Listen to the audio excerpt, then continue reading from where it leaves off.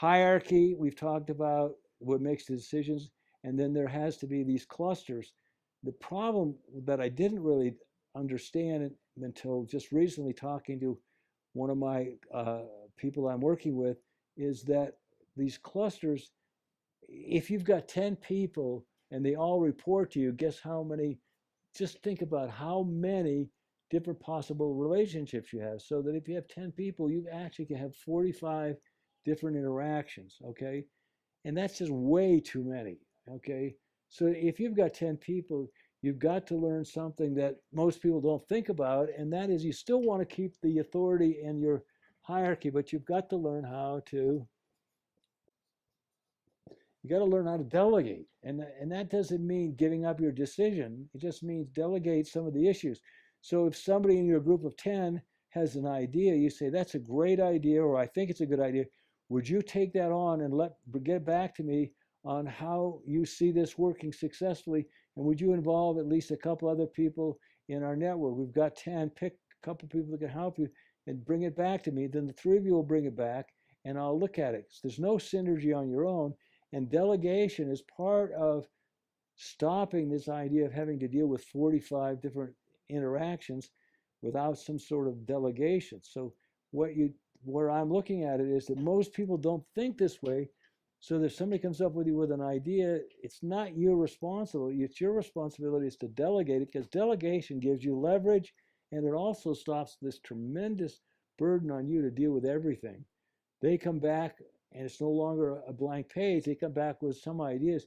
You can then ask a bunch of questions, and ultimately you say, look, I like this or I don't like that. I look at this, and then ultimately you make the decision based on the hierarchy.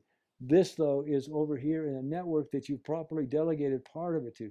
If you don't know how to delegate, you're going to get caught with having to deal with basically 45 different interactions. If you've got 10 people, it's just too much.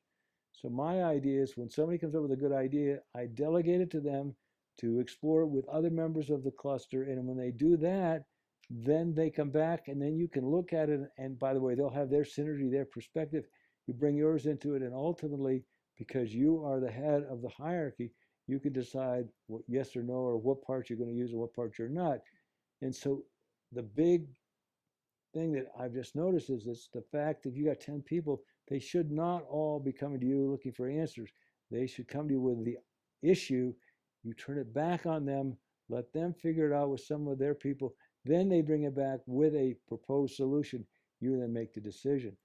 Don't get caught in having 45 people interactions having to be handled for any decision that you're dealing with. It's just too much. You can't do it. I can't do it. Maybe you can.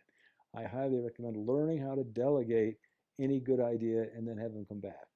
Delegate, delegate, delegate. And delegate, by the way, is so important, because delegate, if you look at it, what is delegation? It is a form of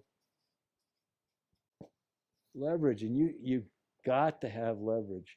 And network science requires delegation so you have that leverage. I learned from Bucky a long time ago that the bigger the picture, the more accurate your prediction.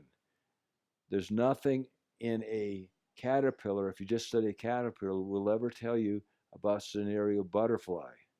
So my entire life, I'm working as much as I can to be a comprehensivist. That is interested in everything, so I can make better choices, better decisions, and have a better perspective.